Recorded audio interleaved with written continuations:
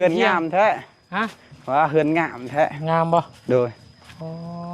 น้องซ้อนเขาก็มาได้เนาะโดยตั้งแต่เฮ็ดแล้วนี่พี่น้องเอ้ยอ่า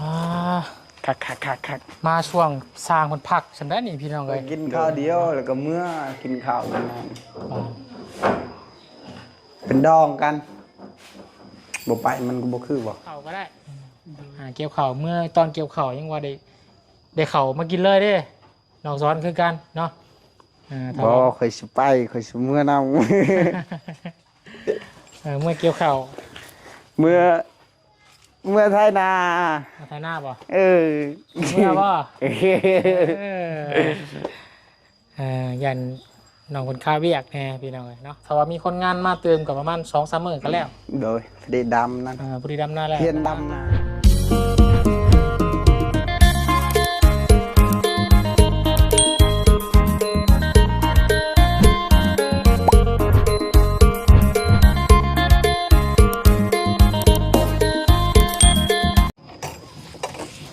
เอาพี่น้องเนาะเปิดคลิปเปิดภาพมาในช่วงเวลา โอ้ยเฮือนงามแท้ ฮะ ว่าเฮือนงามแท้ งามบ่ โดย อ๋อน้องซ้อนเขาก็มาได้เนาะ โดย ตั้งแต่เฮ็ดแล้วนี่พี่น้องเอ้ยคักมาช่วงสร้างมันพักฉันได้นี่พี่น้องเอ้ย โดย สร้างมันพักเที่ยง อีใช่เราครับ เฮ้ยแล้วนอนมาจักเวลา 12 โมงตรงพี่น้องเอ้ยเที่ยง โอ้ยช้างนอนอยู่เนาะ ช้างกำลังพักเที่ยงพี่น้องเอ้ยอ๋อนี่เสียงรถขึ้นภู โอ้ รถกำลังปีนภูอ๋อโจรก็มีเนาะเราหายใจออกอยู่บ่เนี่ย ใช่ใจออกว่าแบบนั้นข่อยยอมแล้ว สร้างปื๊ดพี่น้องเอ้ยนอนแบบนี้ โอ้ย เห็นแต่ตาครอกซองนู้น เห็นแต่หน้าผากเนาะเอาให้สร้างมันพักเที่ยงก่อนพี่น้องเอ้ยเนาะกวนบนได้เอาให้สร้างแร่เฮาพี่เอาเต็มร้อยเอากำลังใส่บานใหญ่หน่อยเนาะโอ้โหเห็นบ่ข่อยลืมอยู่ในรถบ่าวจันบ่ได้หา โดย อันนี้นะมันพับนะชื่อมาแล้วแต่อยู่ในรถเราอยู่บ้านสกีน้อยผมนี่จะโทรบอกเราแลนมาให้แล้วจ้ะเรากำลังเยี่ยมยามน้องไม้น้องทายอยู่มาเลย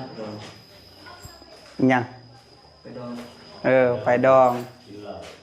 ไปดอง เบียร์ เจ้าไหวแท้ว่า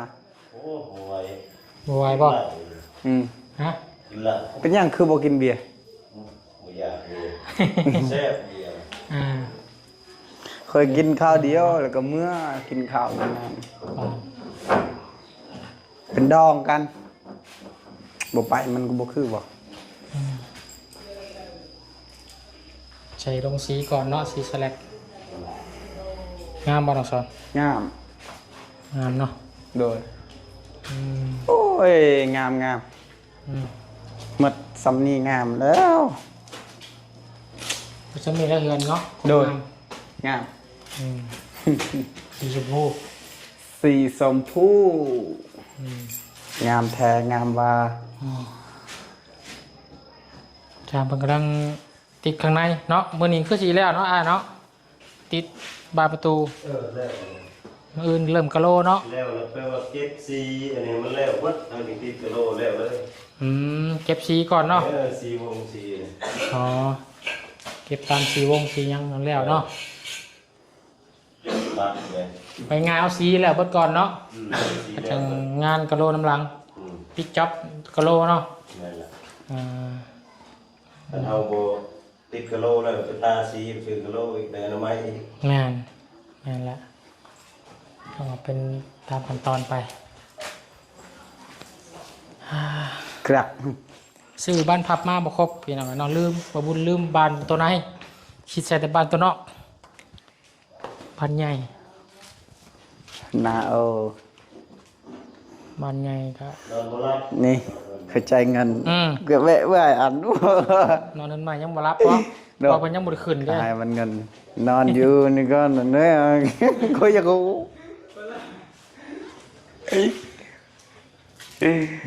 ขาดไอ้ดีมันเห็น กำลังเริ่มทา อ๋อเห็นอยู่ในคลิป กำลังว่าสิกลับบ้านเนาะ กลับมาได้เหรอง านกลับวันนี้ก็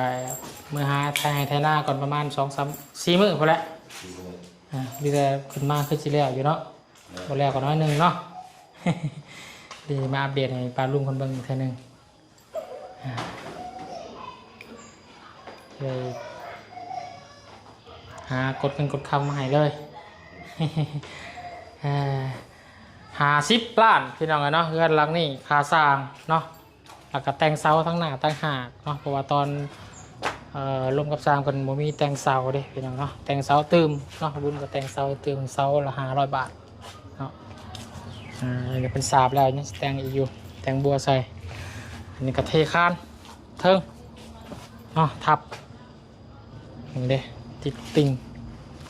ติดบัวใส่ขนาดลมให้พางมันได้ขึ้นขึ้นอยู่นี้แล้วนี่เป็นทางบันไดลงของน้ำ งาม นี่มันลงนี้มันจะง่ายต้องอ้อมนะพี่น้องเลยทางด้านพี่น้องซ้อนอีกมาเบิ่งสบายดีน้องโอ้ชิเมื่อบ้านได้เมื่อนี่เมื่อนำบ่เพิ่นเห็นน้องซ้อนเมื่อไทยหน้าเบิ่งคลิปพี่น้องโอ้อยากเมื่อนำเด้เพิ่นว่าเนาะอยากลองเมื่อไทยหน้าไทยเป็นอยู่บ่เจ้าเป็นอยู่บ่ ให้เราลองไทย เอาไว้เที่ยวนาก็ได้เนาะเพราะว่านากับบุญจ้างคนงานมาเลยมื้อนี้3 คนก็คือสิแล้วในรอบนี้ล่ะพี่น้องต่อมีน้ำเนาะเอาไว้รอบหน้ารอบในทางเกี่ยวข้าวก็ได้เกี่ยวข้าวเมื่อตอนเกี่ยวข้าวยังว่าได้ข้าวมากินเลยเด้น้องสอนคือกันเนาะบ่ค่อยสิไปค่อยสิเมื่อนำ เมื่อเกี่ยวข้าว เมื่อไทยนา มาไทยหน้าบ่ เออ เมื่อบ่ยันน้องคนข้าเวียกแน่พี่น้องเนาะเมื่อกับคักแล้วเมื่อไทยนาเมื่อรอบนี้กับมีคนงานซอยร้ายได้บ่ได้เมื่อผู้เดียวได้ขอจ้างคนมาอีก3 คนผมมือถ้าว่ามีน้ำมียังดูดน้ำใส่ในน้องเบาจันแล้วก็จ้างคนมาเติมอีกจะเป็น6 คนแล้วไว้ โดย เมื่อป่ะ เมื่อ เมื่อเราก็เตรียมเครื่องกันไว้ ว้าวแล้ววันนี้ เมื่อหาไต่กบยังกบคนตกได้ยามนี่ ไล่ว่ากบบ่ ปลาแล้ว โอเคบ่ โอเค 2-3 มื้อก็มาเนาะ โดยโอเค โอเคเอาตามนั่นพี่น้องไอ้น้องซ้อน โอเค เมื่อซอยดำหน้าเนาะเพราะว่าเพื่อนก็แล้วแหละเนาะ โดย พี่บ่ เมื่อยลี บอกขึ้นลาก็แล้วนะยังก็น่าคอย ไปดีจ้ะ แต่ค่อยอย่างหนึ่งค่อยไปอยากไปอีกแล้วตัวที่อัน ไปใส่ บอกแบบไปเที่ยวอยู่นั่นอยู่นี่เมื่อย บอกไป ค่อยเจ็บหัว ไม่ได้ไปอยู่หน้านะ บัดแล้วนั่นจึงเมื่อยอยู่เฮือนนั่นนั่น บอกไปไม่ได้อยู่หน้าแล้ว ไปลายแนวพุดแบบไปหาอายคนเนี่ยเจ็บหัว คือครูไม้น้องเพิ่นกับเมื่อบ้านวุ้นกับเมื่ออยู่แต่ไฮตาหน้าพี่น้องเลยบอกไปสวรรค์บอกไปหาอ้ายหรือว่าไว้ง่ายบอกไปไล่มองไล่บอลนะ โดย มันง่ายบอกอย่าขี่รถไล่เนาะเมื่อย มันแบบมันเจ็บหัวนี่เฮาจนว่าไหวตึกโอ้ยมื้อนั้นก็จนนอนพักเลย บอกพาไปใช้ดอกสวัสอยากกะนี่แหละตลาดเซโน่แล้วก็ซื้อมากินอยู่นะกินเซโน่พอเบิ่งอยู่ ใกล้ๆเซโน่เนาะไปกลับขี่รถจักรมากก็ได้ขี่รถซาเล้งข่อยมากก็ได้นั่นจะไปใช่เมารถค่อยอุ้ยเมื่อซอยเวียกเนาะ โดย เพื่อนก็แล้วแหละพี่น้อง บ่แม่นไปเที่ยว เมื่อไทยหน้าซอย โดย โอเคพี่น้องเนาะทางน้องซ้อนกับอย่างเมื่อซอยเนาะ โดย อืม แล้วดำนะ ดำนี่ยัง เด้อ ประมาณอีกถ้าว่ามีคนงานมาเติมกับประมาณ2-3 มื้อก็แล้ว โดยพอดีดำนั่น พอดีดำหน้าแล้ว เพียนดำนา อืม ได้บ่ ได้ยอกเว้ยง่ายนึง ว้าวยังไงหนึ่ง โอ้ยแหละเพิ่งเมื่อโซนนี่ฝนตกดีแล้วเบาขึ้นหลายเนาะ เลย จะวางจับกบหน่อยว่าไป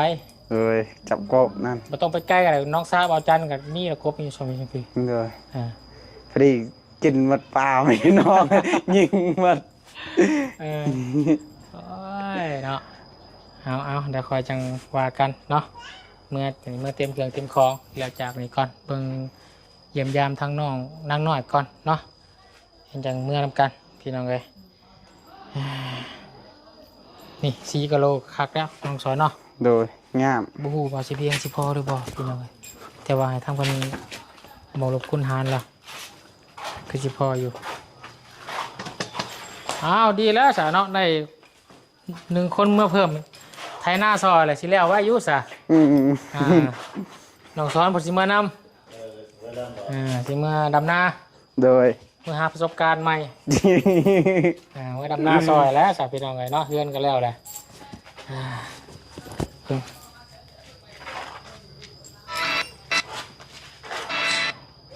ทางบ่าวจันทร์ลุงจันทร์โทรมาอย่างเดียวเอาเคยลาเพิ่งเมื่อผมมีสัญญาณแทนเนาะ เฮ้ยอยู่นี่สัญญาณได้บ่กัน ใช่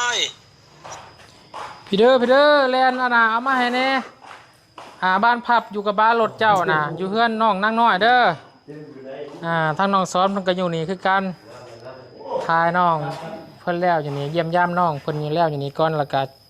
สิพากันกลับน้องซ้อนเพิ่นว่าสิเมื่อน้ำน้องซ้อนก็ได้อย่างเมื่อเฮ็ดหน้าซอย ห่อนขันอยู่ในเฮานั่น สัญญาณ เย็นข่อยอยู่บ่แพ้ ฮะสบายดีอีกน้องโอ้มาเจ้า ไปเมื่อเตรียมของกับน้องช้อนกันเด้อ เด้อ พอดีแหละลุงเพิ่นแวะมาเนาะ งาน เลย มาเตรียม ก่อนพี่น้องเนาะ เครื่องถ่ายเด้อเสยเด้อ โดย หาส่งซ่อนส่งในเมื่อละลายตัวแน่ เวลาที่หลักของบ่วุ่นมาใส่บ่ได้ได รักของวันแล้ว โอ้ย เอาไปพี่น้องไปไปสบายดี สบายดี เวลาพ่อกันอยู่กับน้องช้อนเด้อบ่วุ่นเด้อ โดยเตรียมเครื่องถ่ายเด้อได้โอเคพี่น้องกันเนาะให้ทั้งน้องสอนมาเตรียมเครื่องเตรียมของถ่ายก่อนเนาะคนกะว่าอยากเมื่อซอยดำนาเนาะส่วนน้องโอกะเกี่ยวเข่าวจากเมื่อเด้อ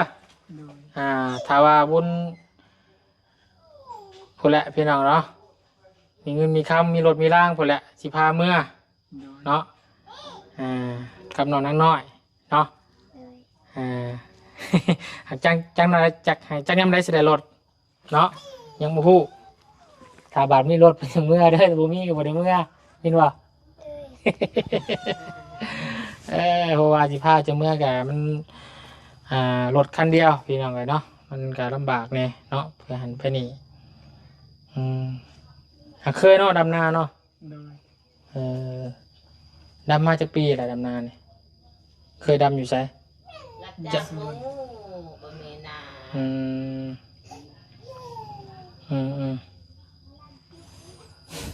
มีแต่บันนี้ทั้งนาบ่าวสิเมื่อปลาเด้อยินบ่เมื่อหน้าสิมาเยี่ยมใหม่เด้อเมื่อดำนาซอยทางครอบครัวก่อนทางแม่น้องนิวก่อนน้องเวนเนอร์ก่อนยินบ่วันหน้าจะเมื่อนำกันจากเมื่อบ่เฮ้ย รถก่อนเมือง วุ่นได้รถก่อน เดินนำเวนเนอร์ อืม เมืองเชโน่ คุยละเรียนแล้วตกแรงเนาะหาขายเข่าขายหน้าซื้อรถก่อนพี่น้องเลยยังเมืองกันเด้อ คุยแล้วขายหน้าซื้อรถบ่มีหน้าเห็ดบ่เมื่อ9 บาทนี่เนาะ โอ้ยเนาะเดี๋ยวตัวเด้อเมื่อก่อนเด้อ หมู่บ้านนั่นมันในดูแม่นเมื่อบ้านก่อน ขอบใจละลายอย่างนี้ไม่ห่าง โดยโอ้ทางนี้พี่น้องสร้างเพิ่นกำลังตากสีเนาะกำลังพ่นสี สีเข้มขนาดพี่น้องเลยงามสร้างคนสิเก็บแล้วก็ทาสีให้เรียบร้อยเบิดก่อนเนาะเป็นกัดจังสีปูกะโลเนาะน้ำหลังพี่น้องเลยคักแล้ว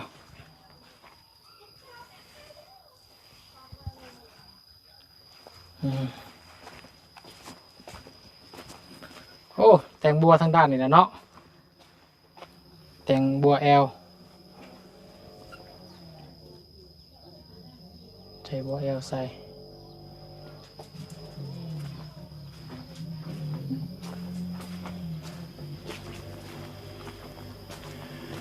ทางด้านนี้บ้างเป็นไงพี่น้องฝีมือทั้งสั่งสายจวดเนาะมาลุ่มนี่มือเดียว2 มือเนาะหรือว่าการคืบหน้าแป๊บเดียวเนาะ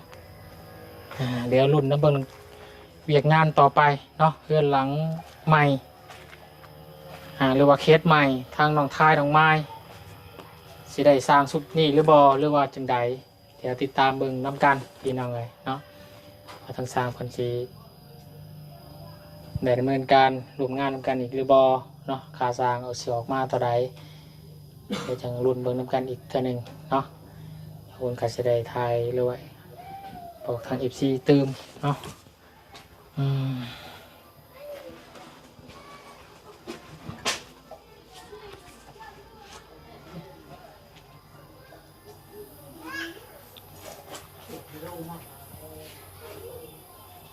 ถ้าเอาบานพับนำลุงจันก่อนพี่น้องเนาะบานพับอยู่ในรถแล้ว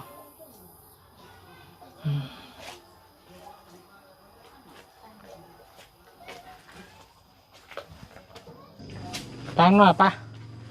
ไปเอาขนมมีรถเบาเมื่อก็เด้อไปตู้เด้อไปเด้อสาวเด้อน้องโอเด้อเมื่อเด้อ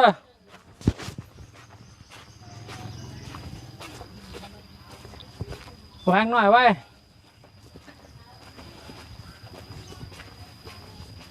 เดินทางก่อนบาทนี่พี่น้องเลยซื้อขนมมาฝากก่อน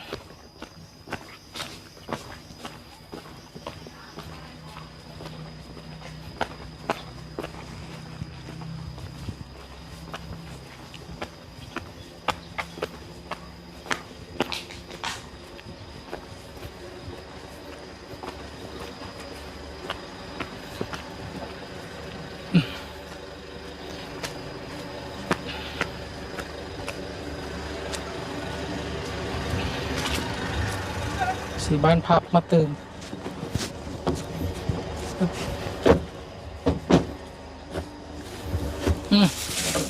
ปีโป้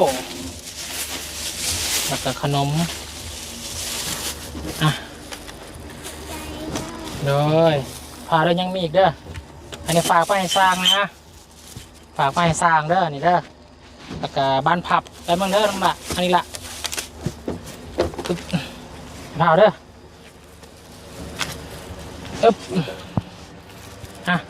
อันนี้ไปให้สร้างเด้อให้สร้างติดใส่เด้อ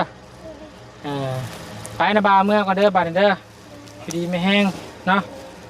บ๊ายบายไปยังไงดีเด้อไปสาวโอเคพี่น้องเลยเนาะวุ้นก็จะได้ขออนุญาตจบคลิปป่านนี้ลาพี่ลาน้องเพียงสมัยก่อนเนาะพอๆกันในคลิปหน้าพี่น้องเลยเนาะคลิปนี้ก็ขอบุญขอบคุณหลายๆทางพี่ชาลิเช้งเนาะพี่ชายอยู่ทางต่างประเทศเนาะเป็นกาได้สดซอยทางครอบครัวน้องนางน้อยเนาะ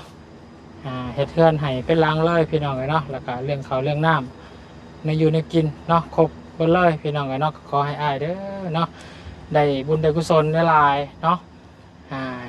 ต่อไปนี้ก็ให้อายมีแต่ความสุขความเจริญเนาะอยู่ในครอบในครัว